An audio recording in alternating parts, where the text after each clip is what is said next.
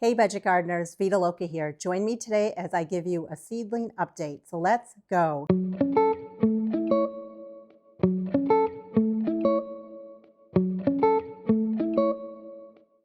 This year, I'm trying really hard to make weekly updates, weekly tours of my grow room. I want to do that for a couple of reasons. I want to show you issues that I might be running into. I want to give you updates on how the seedlings are looking like. And also, I want to give you ideas of plants you can be growing in case you want to follow along. Just remember, when it comes to seed starting, it's not based on our growing zones. You might be in the same growing zone as I am, but that doesn't mean you're starting your seeds at the same time as I am. You want to be starting your seeds based on your average last frost date. Also, I encourage you, especially if you're new to seed starting, to start small, be it indoor seed starting or winter sowing. All of these seeds that you start will need to be tended to and cared for, so just keep that in mind. I want to give you a bird's eye view of my grow room. This might seem extensive, but I've had these grow lights for a number of years. I've saved up in order to purchase them because indoor seed starting is something I really enjoy. If you're new to seed starting, you don't need this many grow lights. And I can put links to my grow light system down below. But I just wanted to show you what's going on in here. So you'll notice that we do have some lights on. My LED shop lights come on at 5 a.m. They go off at 9 p.m. So I have them on 16 hours a day. And I like to keep my lights about 2 inches above my seedlings. It's important for you to know what kind of lights you have, and then based on that, you would adjust the height of your lights. Also, I have a fan in here, and it's an oscillating fan, and it also comes on with a timer, the same time as my lights. The fan adds movement to make sure that my seedlings are stronger. A fan will also dry out the soil a little bit. That's okay though, because seedlings don't like to be terribly wet. You'll notice I have yellow sticky traps right here. From day one, I like to put the traps out. In case I end up with fungus gnats, I want to be able to catch fungus gnats. So far, I don't have any. That's just specks of dirt. But I like to put the traps out before I even have an infestation, if it's going to happen. I don't want to wait until fungus gnats appear. So from now on in my videos, I'm not going to remove the sticky traps, but just know that I have them there as a precaution, not because I have gnats.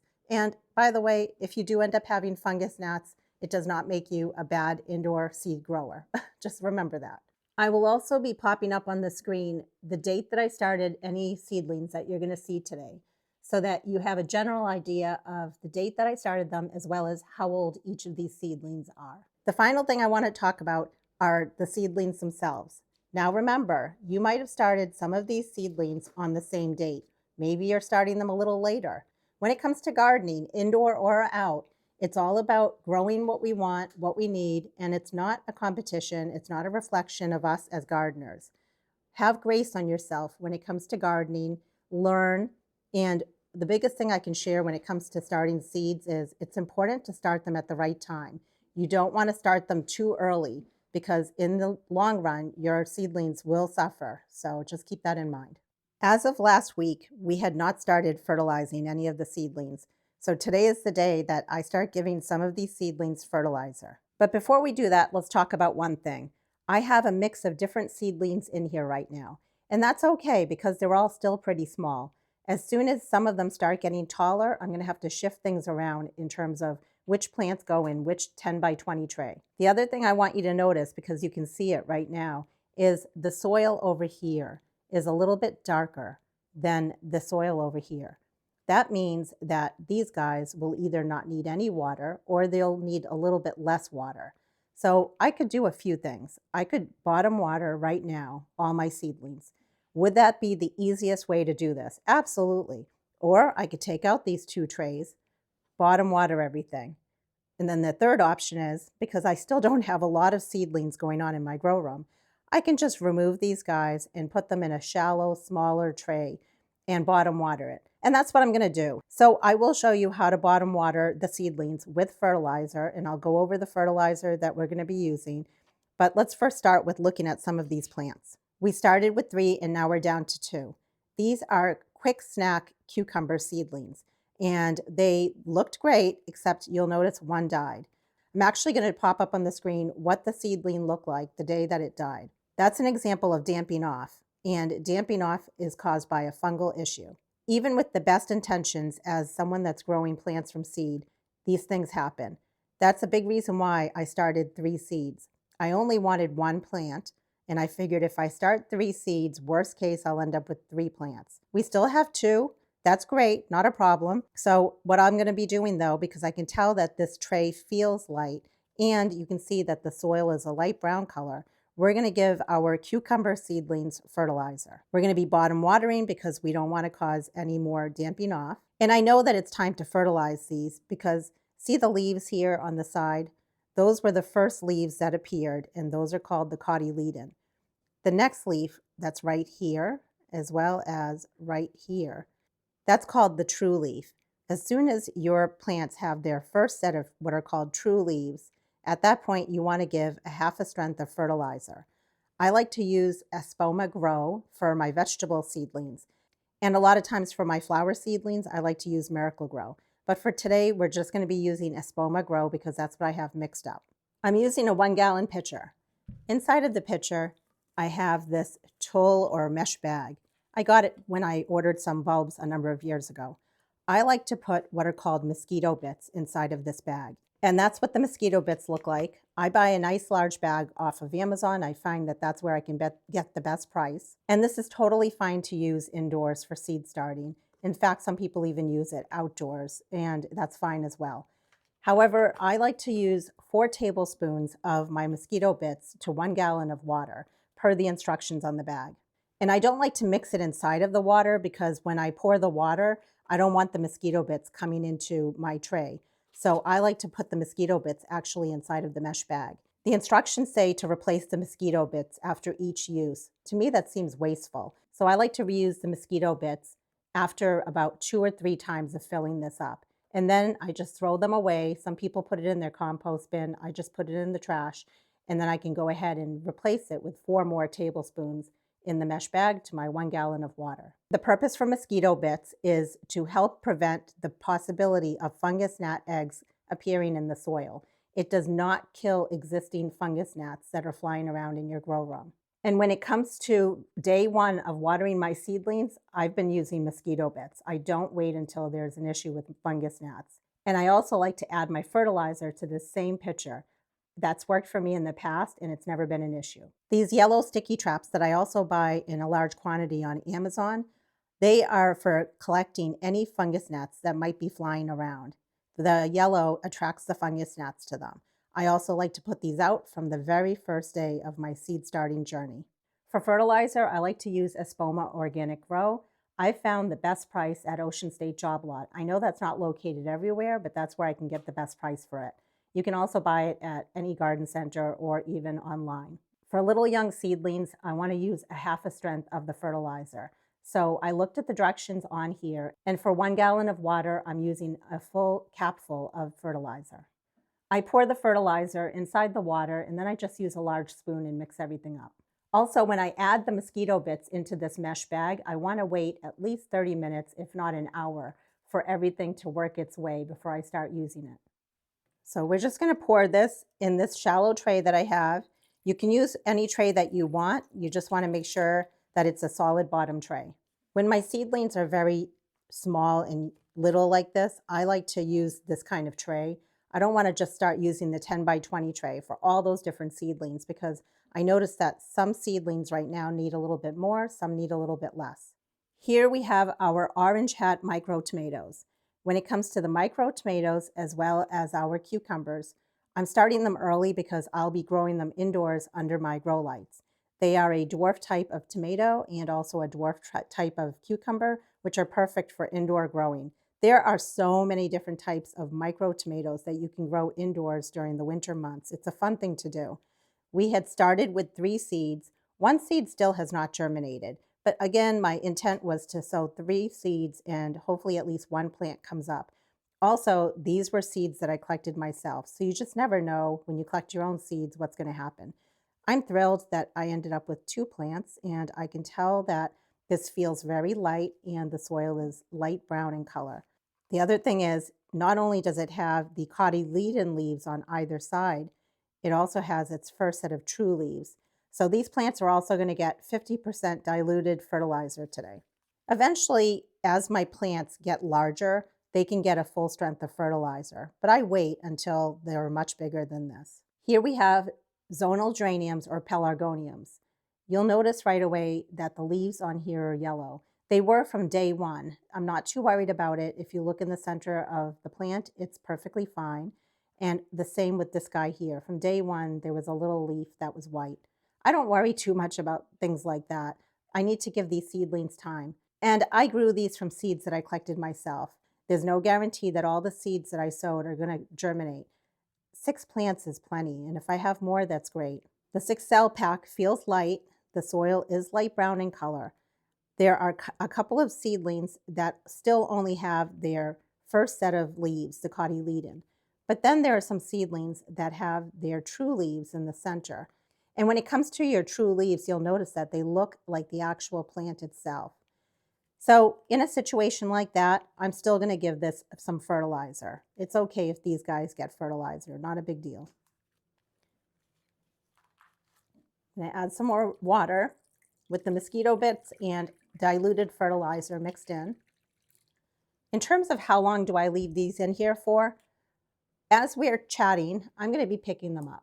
And if I feel like any of them are getting heavy, I can remove them. I don't necessarily wait until this turns a dark brown color.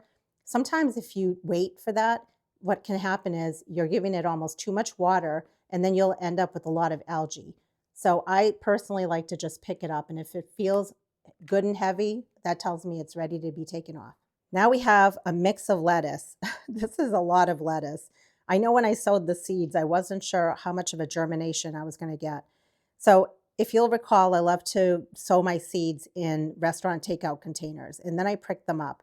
You'll notice here we have an empty cell, and that's only because when I was pricking out the seedlings, I ran out of seedlings that were ready to be pricked out, so I left an empty cell there. A big reason why I like to use restaurant takeout containers is so that I don't have as many empty cells in my 6 cell packs.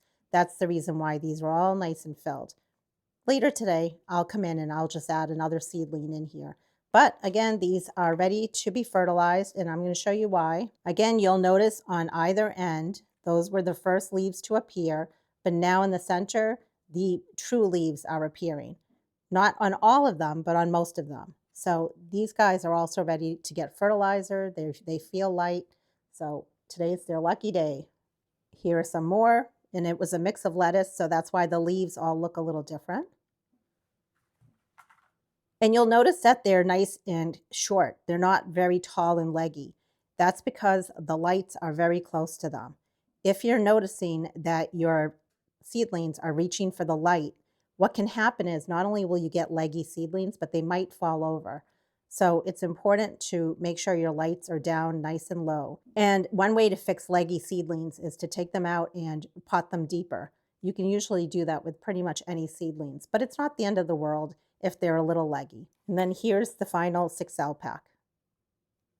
Things are looking great. I'm really pleased.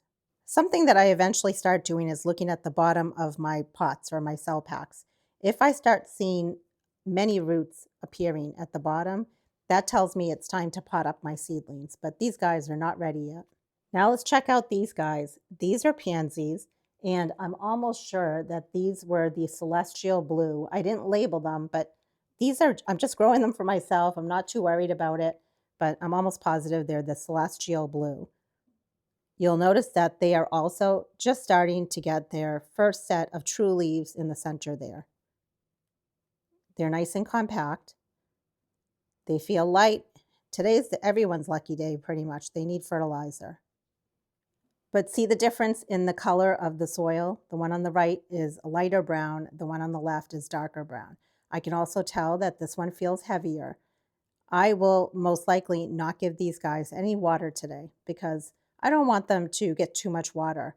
But what that means is I will have to give them water probably in a few more days when these guys won't need any. Or I can just give them a tiny bit of water and they might catch up with everyone else because that would be a lot easier, wouldn't it? I want to get my seedlings eventually to a point where I'm just watering them all at the same time. And it doesn't need to be exact. It's just an estimate. But I can tell that these guys don't need that much water today. And then here are some more of my celestial blue pansies. I'm just checking on the cucumbers and they feel heavy, so I'm happy with that. I'm going to go ahead and put them back in the tray. Let's check the tomatoes. Yep, I think they're good. Again, I don't want to overlove my seedlings. That's when you start getting issues of algae growing on the top. And even the lettuce feels nice and heavy. This guy could use a little bit more water, but this one feels heavy. Let's put these in. It's funny how much lighter these feel compared to those guys. I love taking care of my little plants. I just enjoy the process so much. Just going to add some more water. At the end of the day, when I'm all done bottom watering, I then like to take the excess water and I pour it back into the jug. That doesn't seem to ever be a problem. And also, I do have cats and I don't want them coming along and drinking this. I don't like to have water sitting or standing in the bottom of any of my trays. That is never good. So again, when it comes to starting your plants indoors, it's worth the extra effort to take care of things. You don't want to just pour a bunch of water in there and then walk away and think it's all good. That's when you can start getting fungus gnats. That's when you can start getting plants that are falling over because of fungal diseases. And not only that, the roots can also rot and kill the plants. So many reasons why not to do that. I'm going to put these in, but these guys are probably going to come out before these guys do. For my sticky traps, I typically like to have one sticky trap in each 10 by 20 tray. And I also like to have them towards the center. I just haven't done that yet. So that's something I'll be working on today. That way, if there are fungus gnats, I'm getting the ones on this side as well as this side. But of course, every time I take the full tray out from under my lights, I need to remove the trap and then put it back in. This one feels heavy. I'm going to take it out and replace it. And the other one that was kind of wet, let's put that one in. Now let's go over these seedlings here. These are also more pansies, and any of the pansies that I sowed were started from seeds that I collected myself. And what I'll do is put links down in the description on how to collect the seeds of both pansies as well as the geraniums in case you want to learn that. All of these pansies also just barely have their first set of true leaves except for this one down here. They have a dark soil. They're not terribly heavy, but nevertheless, I will give them water today, but just like any of the other 6 cell packs that we're fertilizing, I just don't want to give too much water. Just bringing you in closer so you can see what they look like. Nice and compact. A lot of seed starting also has to do with troubleshooting. If you're noticing that seedlings are not doing well, maybe the leaves on all of them are turning yellow. It could be that you're giving them too much fertilizer. It can be that you're giving them too little fertilizer. But what I want to say is don't stress out about it too much. Just research it, look it up, and see if you can fix the problem. Because ultimately, this is meant to be a fun process. But it's not an easy process. I mean, it does entail work, but at the end of the day, you are saving money by starting your own plants from seed. And it also should be something that you enjoy. I would say when it comes to starting plants from seed, one of the things I don't enjoy is dealing with fungus gnats. And another thing that I don't enjoy is when it gets really, really busy in potting up seedlings. However, I know that it's a necessary thing that needs to be done. There really isn't just how to avoid potting up. I wish I could tell you the secret, but it is part of starting plants indoors from seed. And as you know, I like to pot up quite a bit. That's why I start in restaurant takeout containers. But that isn't something that everyone enjoys doing. So I would never say everyone should start their plants in restaurant takeout containers. It's really up to you. I've gotten feedback from some people that they love it. I've gotten feedback from others that they prefer not to do it. It comes down to whatever you decide to do and what works for your time and what you enjoy. Because ultimately, I just want you to enjoy gardening. I want you to have fun with it and enjoy the process along the way. There will be a day that I'm not using this tray, but for right now, again, these are small little seedlings. I like having a little bit more control over them. I'm not going to fill it too much now in the bottom because we are getting close to being done with bottom watering. and I don't want this filled to the top because it's very shallow and I don't want it spilling everywhere. If you are going to put water in the bottom of a 10 by 20 tray, you don't need to put it all the way to the top. About 1 inch or so is plenty. Just use your judgment. But once you're done with putting the water in there, and once you feel that your plants have gotten enough water, then you can go ahead and dump the water out of the tray. And I'll show you in future videos how I do that. I do have that process in some of my older videos. So always go back to some of my older videos if you like. These guys have been sitting under my LED shop lights. They have not been on seedling heat mats. And that's because they are seedlings that like it nice and cool. We just have some more pansies and they just recently sprouted. So I actually need to come in here and prick them out and pot them up. Pretty soon though, I'm going to give up on this tray because there might be a stray seedling or two that comes up, but I'm not going to worry about it too much. And you'll notice that there is a little bit of algae forming right there. And that happens the longer that you have something growing, like for example, pansies, because they can take a long time for their seeds to sprout. There's a higher likelihood that you'll start to get a little algae. It can be unsightly, but it typically is not harmful to your seedlings, so don't worry about it too much. And then let's see under here, I also have some lettuce that I need to prick out. They just recently came up, and you'll notice that this guy here is definitely leggy, reaching for the light. So when I pot it up, I'm going to pot it up so that most of the stem is beneath soil level, just to get it to be sturdier. And same with that guy. I'll end up potting it up so that it's a little bit sturdier and the stem is beneath soil level. So once I pot up whatever's left in here, I'll cover it back up, but I'll just give it a few more days and I'll call it good enough because I have more than plenty of the lettuce that I need and more than plenty of the pansies as well. And I'll be doing this today, so I don't mind just putting the humidity dome on. Normally, when you have good germination, you don't want that dome on. You want it off because it can cause fungal issues and damping off. And if you're wondering how to pot up a small little seedling of pansies or lettuce, go check out my older videos. I show you how I do that. We just barely sewed these together, so I wasn't expecting anything. These are snapdragons. And again, these were snapdragon seeds that I collected myself.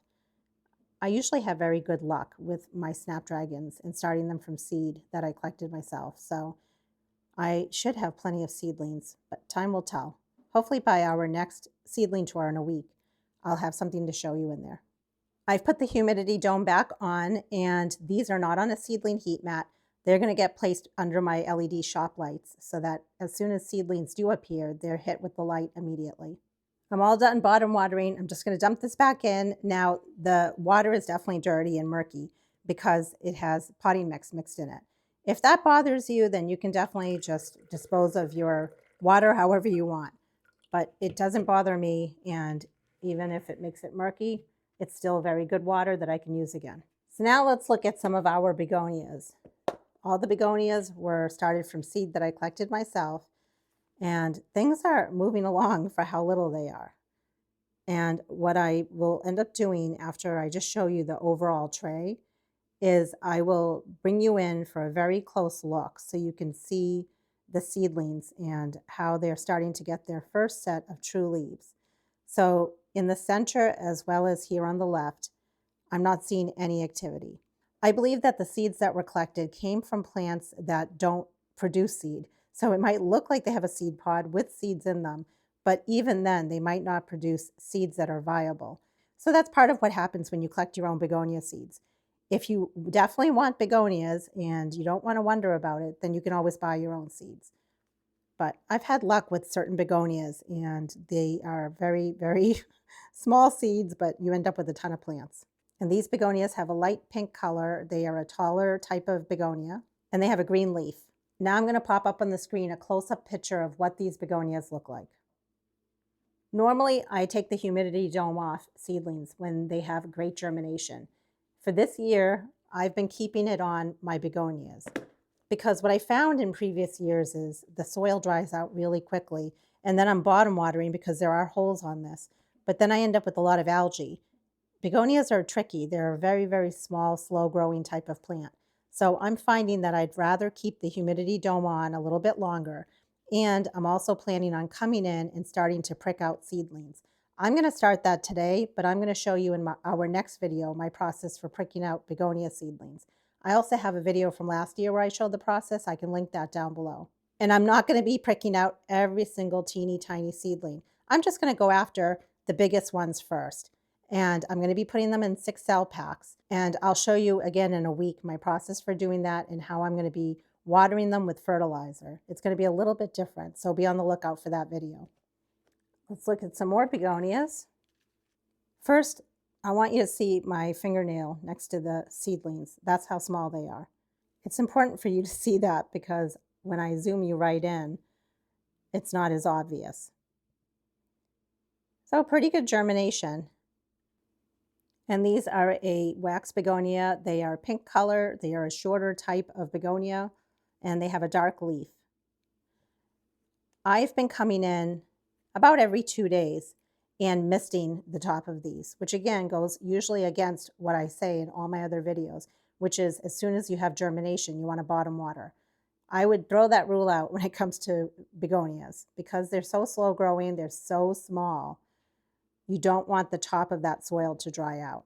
So I would much rather be misting the top than bottom watering, because when I bottom water, it's just going to make it extremely saturated and wet. So it's easier and better, I feel, to give a mist on top every 2 days. And then in the center, we have a begonia, wax begonia, that's a white color flower. It's short and it has a dark leaf to it. And we have a little bit of germination happening there.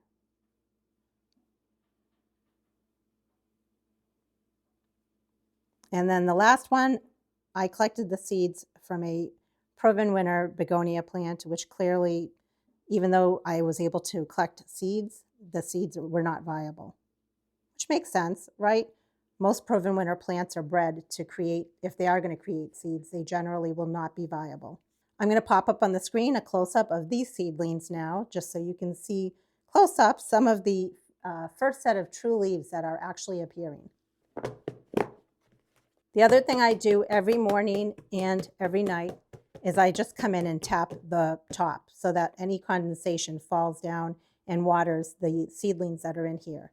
So I do that on top of spritzing them every 2 days or so.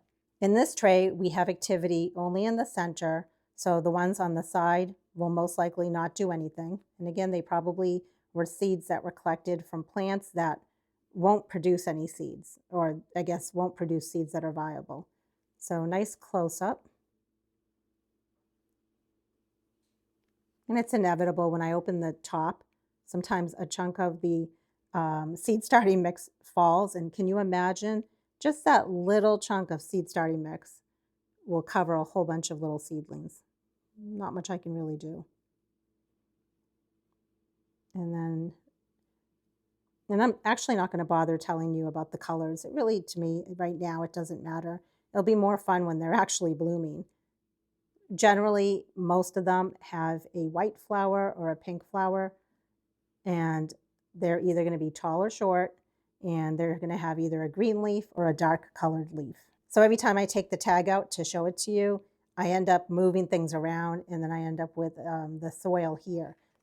I could have just labeled it on the side as well, but this works. So now that's just a close-up of what those seedlings look like. Aren't they so sweet? They're tiny, yet have their first set of true leaves, which is exciting. Our next tray, on both sides here, so this side here as well as this side here, I don't believe there's anything going on, and I don't think anything will go on. I often will collect seeds from parks, and sometimes those plants are, you know, they're nice fancy plants like proven winners or something similar. And that's why I'm not sure until I try to sow the seeds. I find out that I'm not going to get plants. Usually if you buy your plants from like big box stores and they're not a special variety, like a company, then in that case they will produce seeds for you. So it's worth spending the little amount of money if you want to start to collect your own begonia seeds, and just buy a small little plant and then let it go to seed and collect the seeds. So we just have germination there, but when you think about it, we didn't waste a lot of potting mix or seed starting mix, and we didn't waste a lot of space. So we didn't lose much when in trying these seeds out. But now I know which ones are viable and which ones are not. And that's a nice close-up picture of what those little seedlings look like. And then our last tray here is tuberous begonias. On this side here, these were an orange colored tuberous begonia, and I don't think there's anything happening on that side. Those were some tuberous begonias that I saw at a local park. And then in the center, this is a tuberous begonia that I've grown for a few years in my yard, and it's a lot of fun growing tuberous begonias from seed. If you start the seeds early enough, the tuberous begonias will actually create tubers for you. It's such a cool thing to try. You can also buy the seeds for tuberous begonias, I'm almost sure. Just do an internet search and you should be able to find it. You got to be patient. It takes a long time. And with the tuberous begonias, I will say that it seems like they grow slower than fibrous or wax begonias, which makes sense. If you do an internet search, you will see that it will state that you should be starting the tuberous begonia seeds before your wax or fibrous begonias. Now on this side, these are also some tuberous begonias. If I pull that out, I don't want to just dislodge everything. Okay, red-orange. So on this side, carefully just push that back. Oh. Okay, on that side, we are starting to see a little bit of germination. I mean, look how tiny they are. That's why I throw the rule out about taking the humidity dome off or taking them off the seedling heat mat. I am keeping them on there for as long as possible, but the seedling heat mat dries stuff out. So every 2 days I come in and spritz it. But these guys, definitely I will not be potting them up anytime soon. Nope, not happening. Very exciting. So I wanted to show you this. It looks empty, right? There are seeds in there. Whether or not they're going to germinate for me, time will tell. I had my zonal geraniums or pelargonium seeds in here. I've already pricked out 6 seedlings. There might be more seeds germinating, so I don't want to just give up on this tray. That's why I'm keeping it on the seedling heat mat. I'm still spritzing it with water. I'm still putting the humidity dome on it, and I'm checking it. I found with zonal geraniums that they pop up at different times. It's not like they're all coming up at the same time. So empty tray, but there still might be life in here. We'll find out. I hope you enjoyed this mid-January seedling tour. Remember, if you have any questions or any comments, please drop them down below. If you like this kind of video, I would appreciate if you hit the thumbs up button. And until the next video, make it a great day with gardening.